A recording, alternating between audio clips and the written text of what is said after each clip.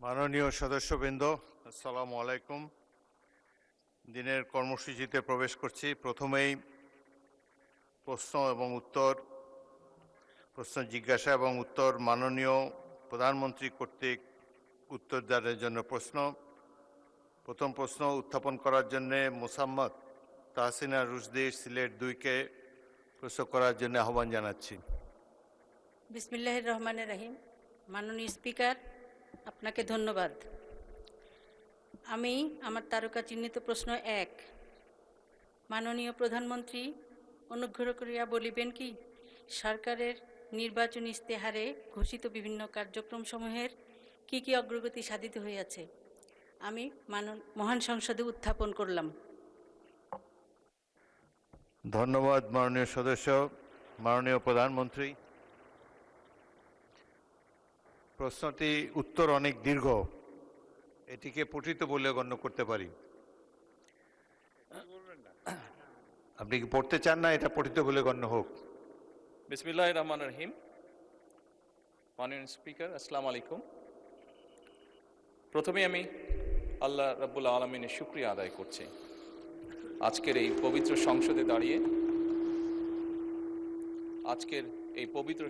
দাঁড়িয়ে বাংলাদেশের মানুষের ভোটে নির্বাচিত বাংলাদেশ জাতীয়তাবাদী দল কি পরিকল্পনা গ্রহণ করেছে দেশের মানুষের স্বার্থে, দেশের মানুষের জন্য, সেগুলো বলার সুযোগ করে দেওয়ার জন্য।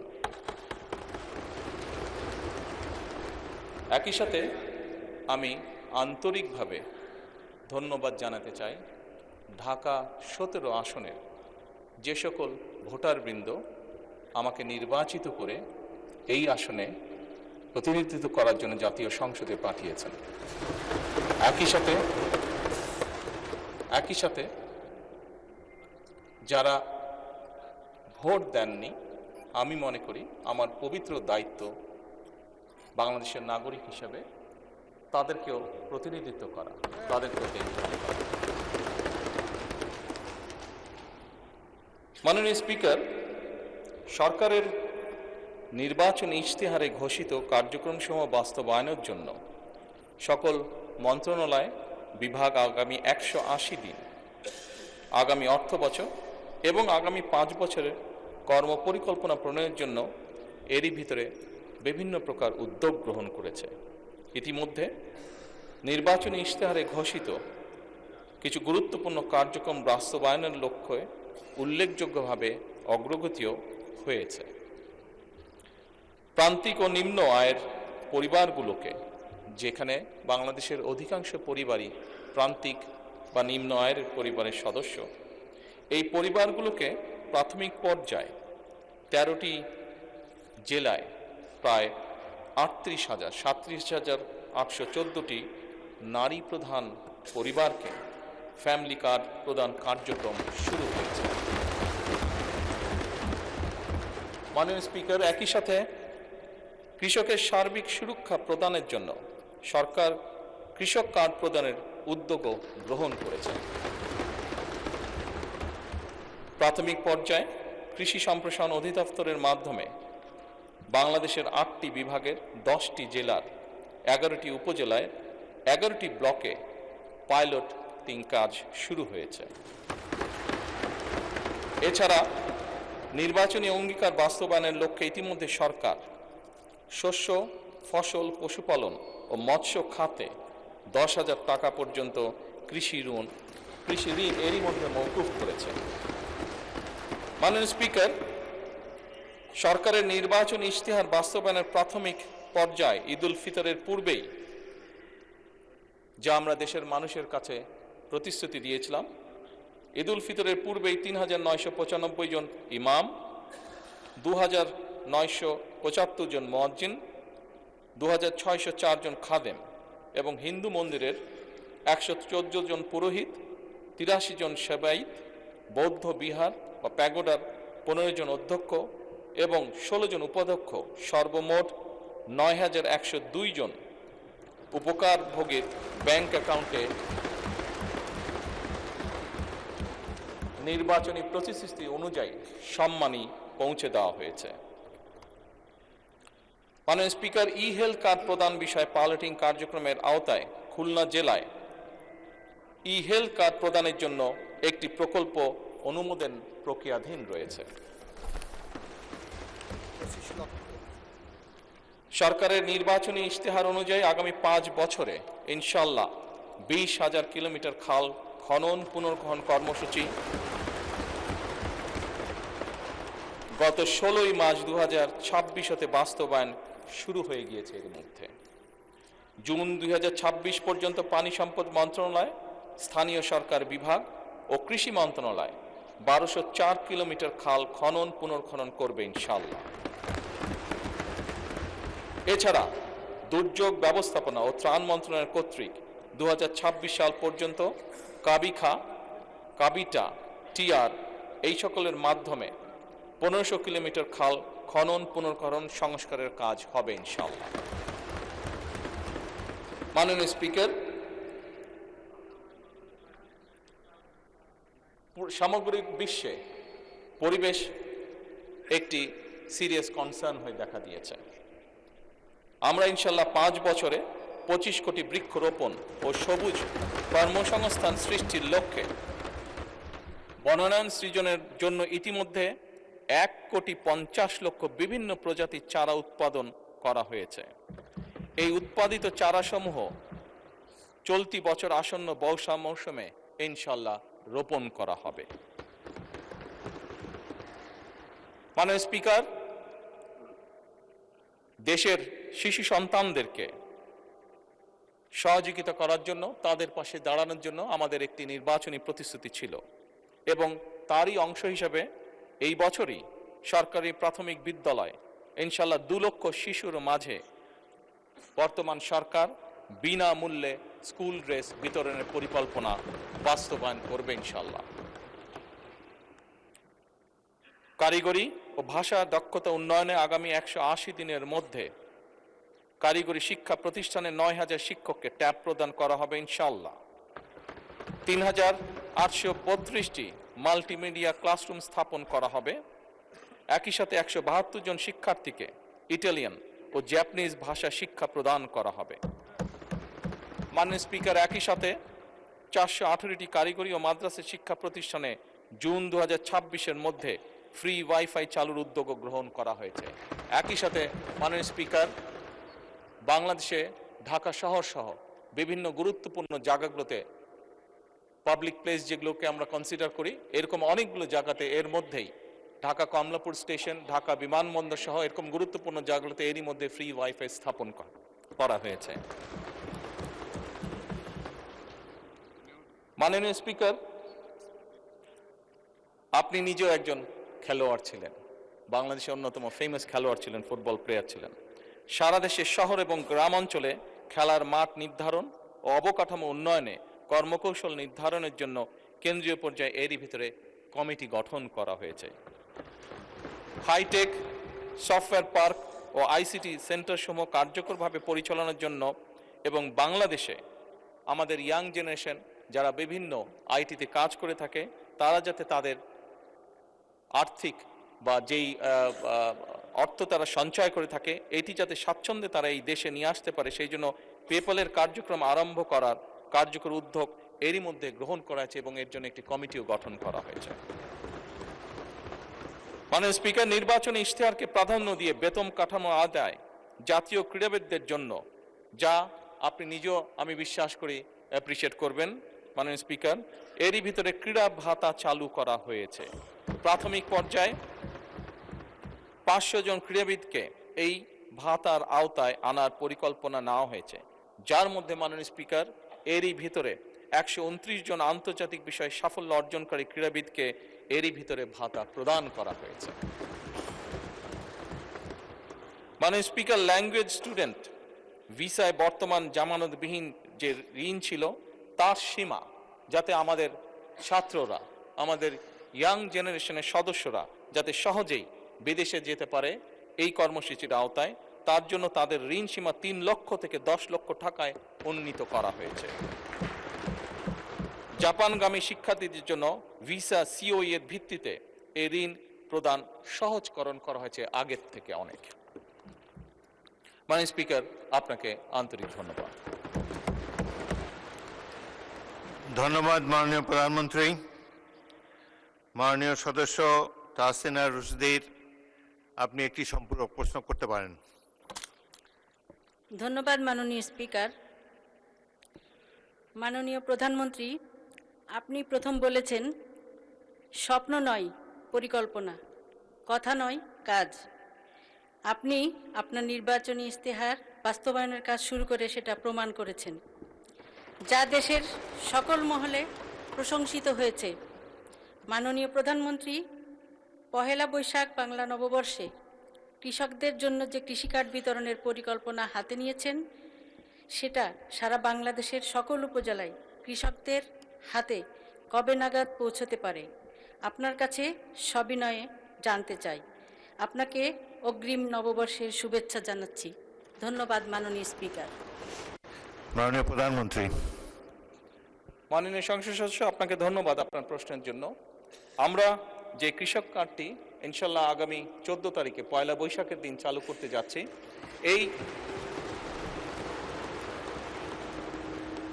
এই পাইলট কর্মসূচির আওতায় এরই ভিতরে আমরা প্রায় মোটামুটিভাবে 22,000 বিভিন্ন ধরনের কৃষক, প্রায় 22,000কে এই পাইলট প্রজেক্টের আওতায় নিয়ে এসেছি।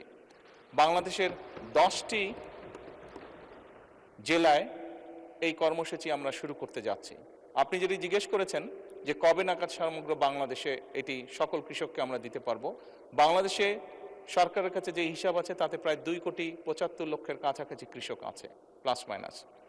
আমরা ইনশাল্লাহ পর্যায়ক্রমিকভাবে আগামী কয়েক বছরের মধ্যে চেষ্টা করব, আমাদের সরকারের পরিকল্পনা রয়েছে সকল কৃষকের কাছে পর্যায়ক্রমিকভাবে পৌঁছানোর জন্য। ধন্যবাদ। সম্পূরক প্রশ্ন করার জন্য জনাব আখতার হোসেন আহ্বান জানাচ্ছি। আপনার মাধ্যমে মাননীয় প্রধানমন্ত্রীর থেকে জানতে চাই যে ফ্যামিলি কার্ড, কৃষক কার্ড, কৃষি কার্ড, হেলথ কার্ড যে ধরনের কর্মসূচিগুলো গ্রহণ করা হয়েছে তার ইতিবাচক কিছু দিক রয়েছে। জানার বিষয় হলো যে ঠিক কতজন ব্যক্তিকে বা পরিবারকে এই কার্ডগুলোর আওতায় নিয়ে আসা হবে, তাতে কতটুকু বাজেট বরাদ্দ করা হবে, এবং সেই বাজেট বরাদ্দ সমন্বয় করতে গিয়ে মূল্যস্ফীতি, মুদ্রাস্ফীতির মতো পরিবেশ পরিস্থিতি তৈরি হওয়ার মতো পরিস্থিতি তৈরি হয়, সেটার ব্যাপারে সরকারের পরিকল্পনা কি? আপনার মাধ্যমে মাননীয় প্রধানমন্ত্রীর কাছে সে ব্যাপারে জানতে চাই। মাননীয় প্রধানমন্ত্রী। ধন্যবাদ মাননীয় সংসদ সদস্য। আপনি যে প্রশ্নটি করেছেন যে কতজন মানুষের কাছে আমরা পৌঁছে দেব, তাই তো, এবং মূল্যস্ফীতি হবে কিনা, বাজেট কত, স্বাভাবিকভাবে বাজেট কত এটি আমরা আপনাদেরকে এখনই বলছি না। অর্থাৎ আমরা পর্যায়ক্রমিকভাবে জিনিসগুলোকে সামনে এগিয়ে নিয়ে যাব। আমাদের এক একটি কৃষক কার্ড এবং এক একটি ফ্যামিলি কার্ডে আমরা রেখেছি কৃষক কার্ড যারা পাবেন সেই সকল কৃষক 2,500 টাকা পাবেন বছরে, এবং ফ্যামিলি কার্ডে যারা পাবেন তারা সে সকল নারী প্রতি মাসে 2,500 টাকা পাবেন।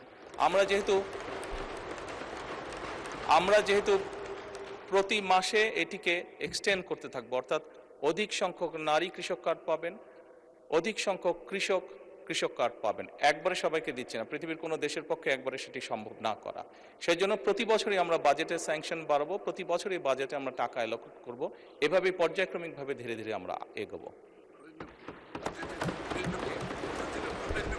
এবং অবশ্যই বাজেটের প্রাধান্য পাবে। এবং আপনি যেটা বলেছেন মূল্যস্ফীতি হবে কিনা, আমরা তো টাকা ছাপিয়ে দিচ্ছি না, আমরা যেহেতু টাকা ছাপিয়ে দিচ্ছি না কাজে মূল্যস্ফীতি হবে না, বরং আমরা মনে করি এই টাকাগুলো যখন মার্কেটে যাবে, যারা কৃষক কার্ড পাচ্ছেন সেই সকল কৃষক, যারা প্রান্তিক পর্যায়ে নারীরা যারা পাচ্ছেন টাকা, নিশ্চয়ই তারা সিঙ্গাপুর বা বিভিন্ন দেশে টাকা পাচার করবেন না, সেই টাকা লোকাল অর্থনীতি তারা খরচ করবেন। এবং একজন নারী স্বাভাবিকভাবে সেটি তার সন্তানের লেখাপড়ার পিছে খরচ করবেন, অথবা সেটি তার সন্তান বা পরিবারকে একটু ভালো খাবারের ব্যবস্থা করবেন, অথবা তিনি লোকালি কোনো ছোট ব্যবসা প্রতিষ্ঠান গড়ে তুলবেন। ফলে যেটা হচ্ছে, যেই টাকাটা সরকারের কাছ থেকে তার কাছে যাচ্ছে সেই টাকাটা লোকাল ইকোনমিকে শক্তিশালী করছে, লোকাল ইকোনমিতে সেটি রোটেট করছে। যেমন একজন নারী যখন সেই টাকাটি পাবেন, উনি যদি একটি মুদির দোকানে গিয়ে সদাই করেন, এরকম ওনার আশেপাশে যারা সেটি পাবেন, আরও যে সকল পরিবার, আরও যে সকল নারী পাবেন, তারা সকলে যখন ওই মুদির দোকানে যাবেন, স্বাভাবিক সেই মুদির দোকানের সেল বাড়বে। সেই মুদির দোকানে যখন একজন কর্মচারী যদি এখন থেকে থাকে, 1 মাস পরে বা 2 মাস বা 3 মাস পরে সেই মুদির দোকান মালিক দেখবে যে আমার একজন কর্মচারী দিয়ে হচ্ছে না, তখন সে আরেকজন কর্মচারী নিয়োগ করবে।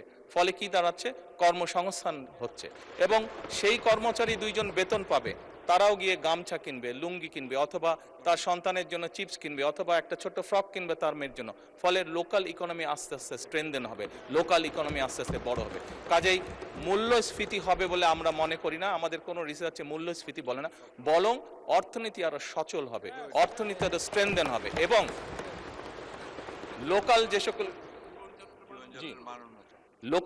যে সকল ইন্ডাস্ট্রি আছে, বাংলাদেশের শতকরা 70 থেকে 80% মানুষ যে সকল প্রোডাক্ট কনজিউম করে সেগুলো লোকাল ইন্ডাস্ট্রি প্রোডাক্ট কনজিউম করে। কাজে লোকাল ইন্ডাস্ট্রিগুলোকে স্ট্রেনদেন করার এটি আরেকটি উপায়, এবং তার ফলে যেটি হবে, সামগ্রিকভাবে ডিপ্রাইভ যে সকল মানুষ আছে, আমি বলছি না যে আগামী 6 মাসের মধ্যে এটি হবে, তবে ইনশাল্লাহ 3 থেকে 5 বছরের মধ্যে আপনি যে পরিবর্তনটি দেখবেন, যারা প্রান্তিক গোষ্ঠীর মানুষ, তাদের জীবনযাত্রার মান ইনশাল্লাহ অনেক উন্নত হবে। ধন্যবাদ মাননীয় স্পিকার। ধন্যবাদ মাননীয় প্রধানমন্ত্রী।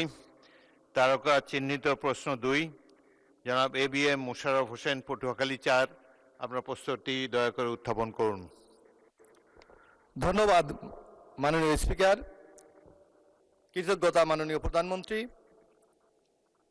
আমি তারকা চিহ্নিত প্রশ্ন 2 উত্থাপন করছি।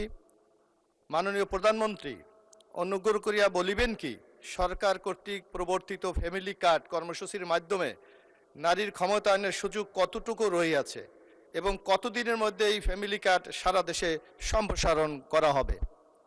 ধন্যবাদ মাননীয় স্পিকার। মাননীয় প্রধানমন্ত্রী। মাননীয় স্পিকার এবং মাননীয় সংসদ সদস্য, আপনাদের উভয়কে ধন্যবাদ। গণপ্রজাতন্ত্রী বাংলাদেশের সংবিধানের 15 ঘ অনুচ্ছেদ অনুযায়ী নাগরিকদের সামাজিক নিরাপত্তা অধিকার নিশ্চিত করা রাষ্ট্রের অন্যতম মৌলিক দায়িত্ব।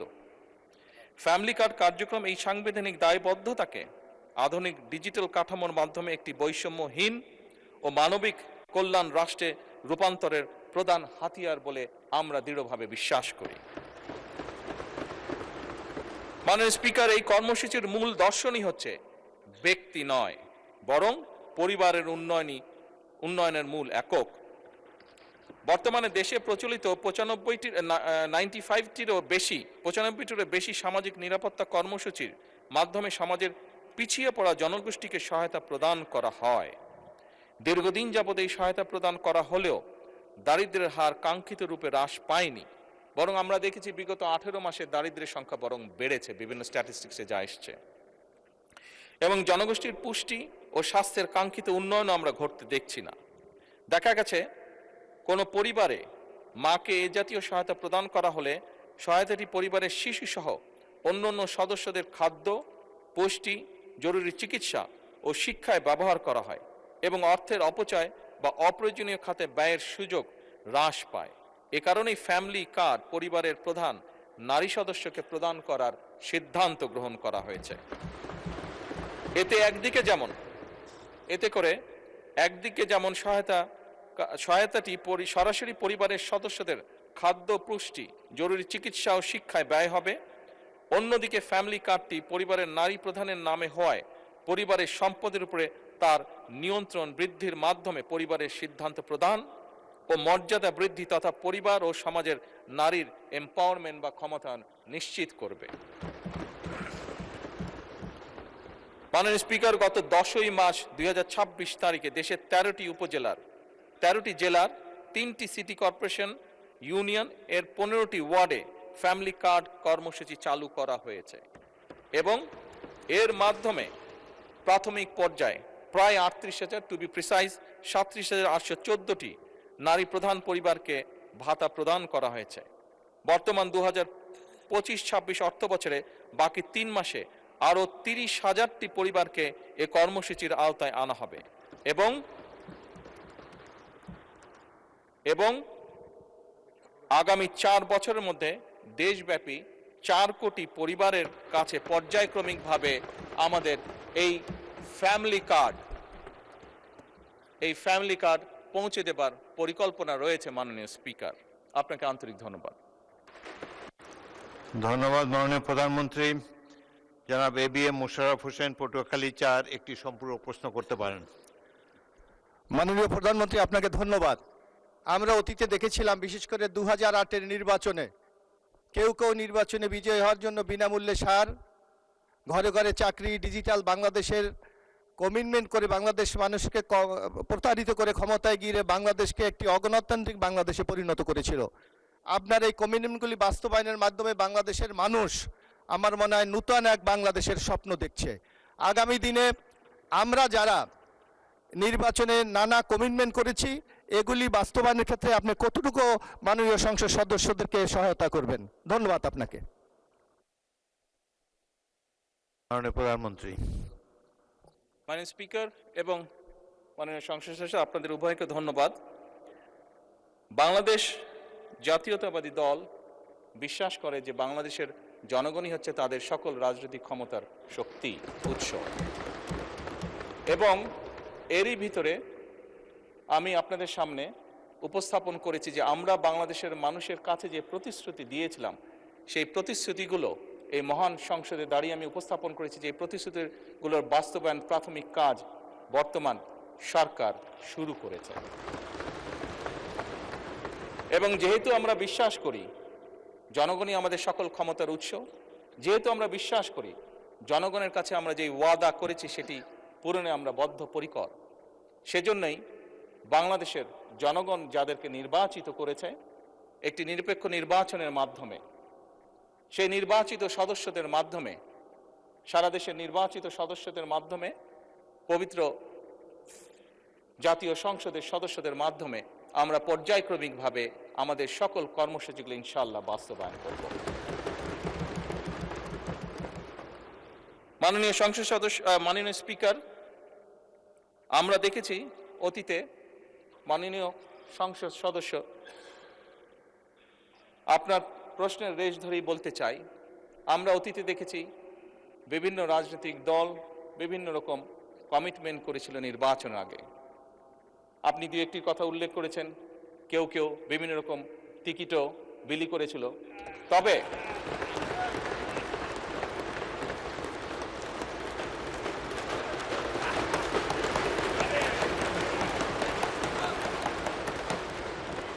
মাননীয় স্পিকার,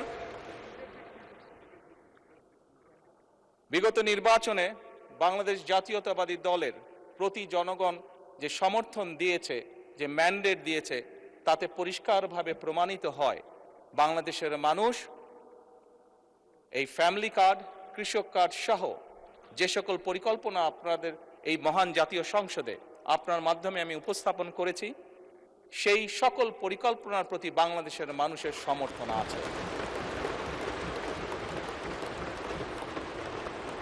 এবং একই সাথে প্রমাণিত হয় বিগত নির্বাচনে ম্যান্ডেটের মাধ্যমে জনগণের বিএনপির প্রতি যে ম্যান্ডেট দিয়েছে তার মাধ্যমে প্রমাণিত হয় বাংলাদেশের মানুষ বাংলাদেশ জাতীয়তাবাদী দলের উপর আস্থা রেখেছে, তাদেরকে বাংলাদেশের মানুষ বিশ্বাস করে।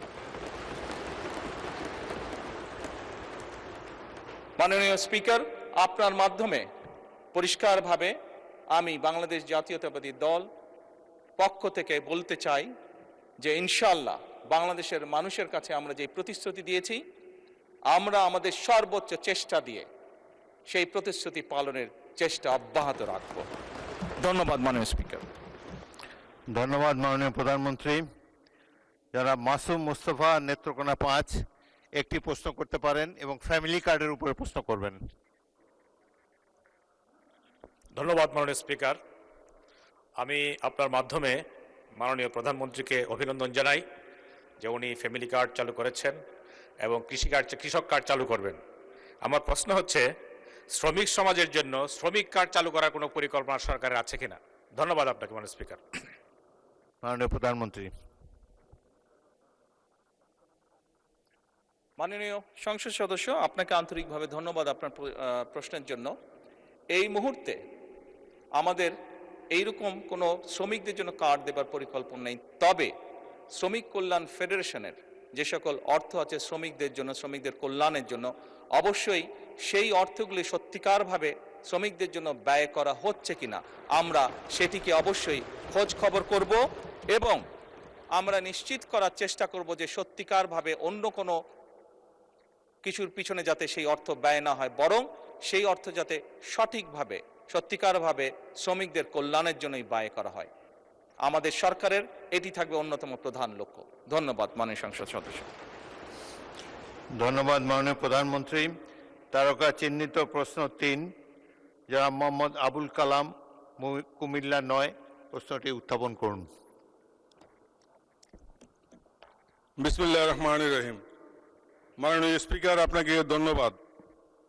আমি মাননীয় স্পিকার আপনার মাধ্যমে আমার নির্বাচনী এলাকা কুমিল্লা 9 লাকসা মনোহরগঞ্জের সর্বস্তরের জনগণকে আমি আমার পক্ষ থেকে আন্তরিক ধন্যবাদ জানাচ্ছি।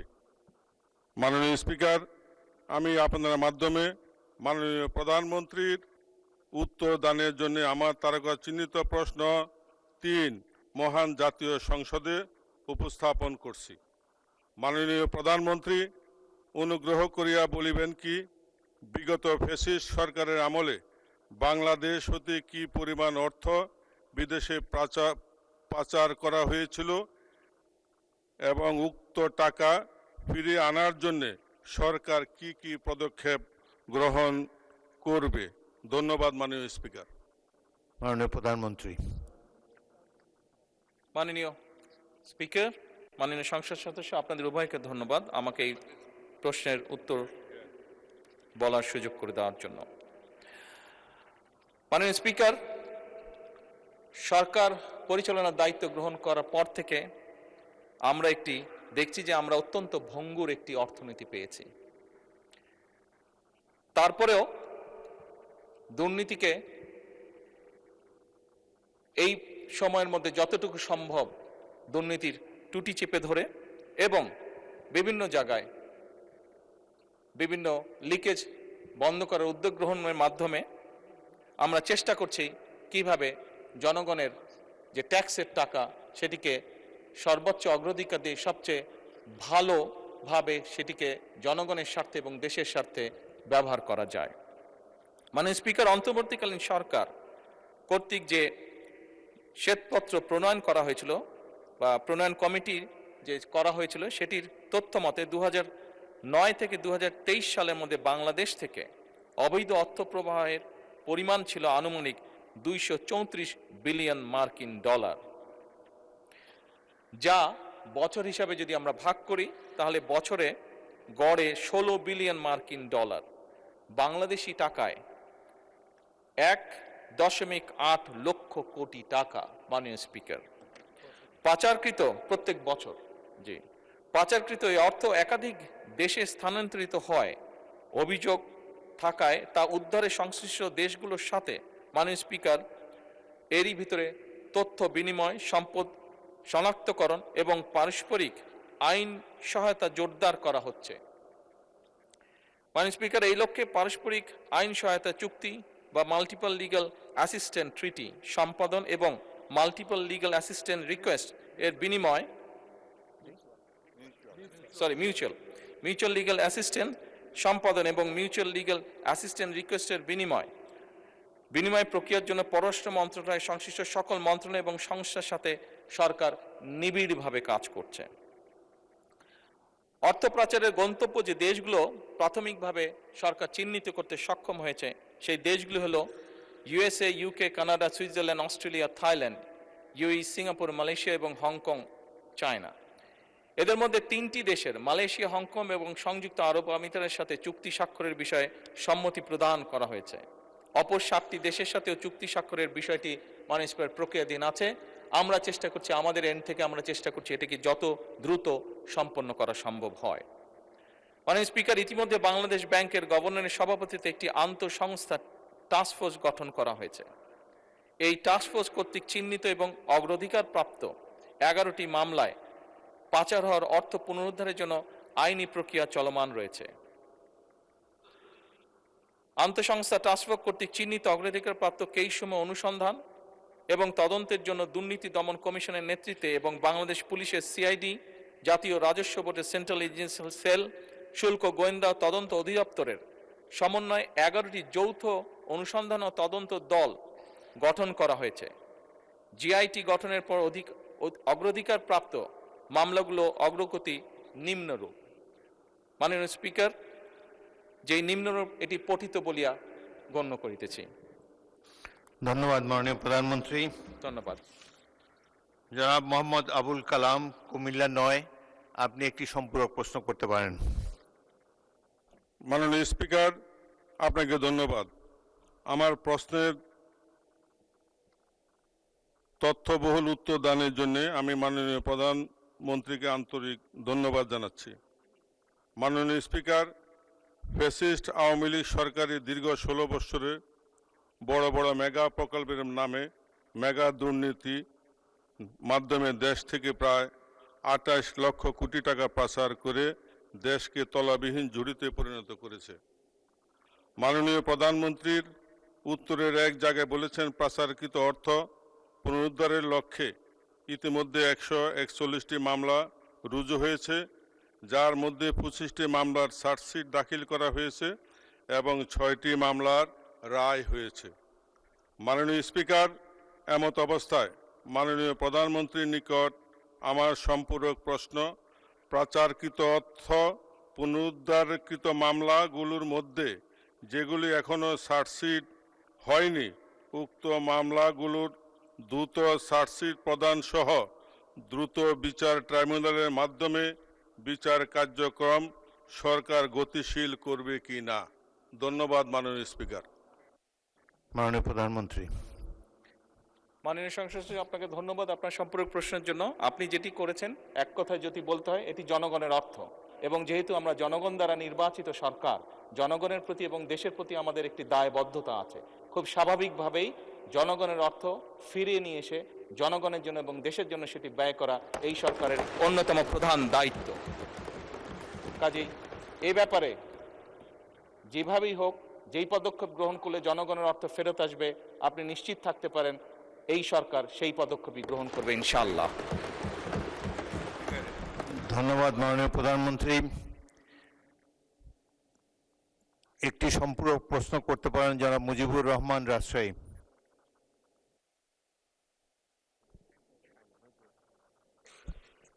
ধন্যবাদ মাননীয় স্পিকার। এই সংসদে প্রথম বক্তব্য দিতে পারার জন্য আল্লাহ তাআলার শুকরিয়া আদায় করছি, আলহামদুলিল্লাহ, এবং সেটা বাংলাদেশের মাননীয় প্রধানমন্ত্রীর প্রশ্নের সম্পূরক প্রশ্ন হিসাবে। খুবই গুরুত্বপূর্ণ একটি প্রশ্ন। গোটা জাতি যে এই প্রশ্নের সাথে স্পর্শকাতরভাবে অপেক্ষা করছে যে এটা এ দেশের টাকা কিভাবে ফেরত আনা যায়।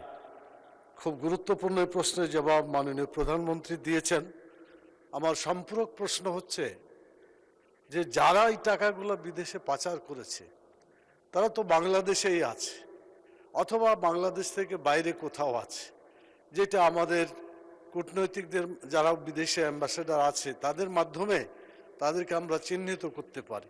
আমার প্রশ্ন মাননীয় প্রধানমন্ত্রীর কাছে, ওনার কার্যালয়ে যারা যারা টাকা পাচার করেছে তার কোনো তালিকা ইতিমধ্যে তিনি প্রস্তুত করতে পেরেছেন কিনা? যদি না পেরে থাকেন, কতদিনের মধ্যে এই পাচারকৃত ব্যক্তি প্রতিষ্ঠানগুলোকে তালিকাভুক্ত করা যাবে এবং যারা বাংলাদেশে অবস্থানরত আছে তাদেরকে ধরে অ্যারেস্ট করে দ্রুত দেশ এবং জাতির আকাঙ্ক্ষা পূরণের জন্য এই জনগণের টাকাকে উদ্ধার করা যাবে? এই উদ্যোগ তিনি কতদিন নাগাদ নিতে পারেন আমি মাননীয় প্রধানমন্ত্রীর কাছে জানতে চাই। শুক্রিয়া, থ্যাংক ইউ। মাননীয় প্রধানমন্ত্রী। মাননীয় স্পিকার এবং মাননীয় সংসদ সদস্য, আপনাকে ধন্যবাদ এই প্রশ্নটি করার জন্য। প্রথমত, এই অন্যায়ের সাথে যারা জড়িত তাদের লিস্ট করার দায়িত্ব প্রধানমন্ত্রীর কার্যালয়ের নয়। এটি লিস্ট করার দায়িত্ব সরকারের সংশ্লিষ্ট বিভাগ আছে, তারা এটি লিস্ট করছে। দ্বিতীয় বিষয়টি হচ্ছে মাননীয় সংসদ সদস্য, মাননীয় স্পিকার, এটি বর্তমান সরকার একটি নির্বাচিত সরকার।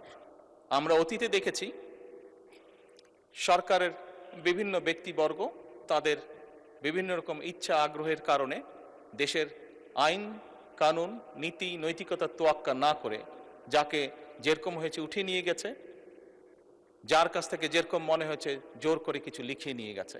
বর্তমান সরকার আইনের প্রতি শ্রদ্ধাশীল।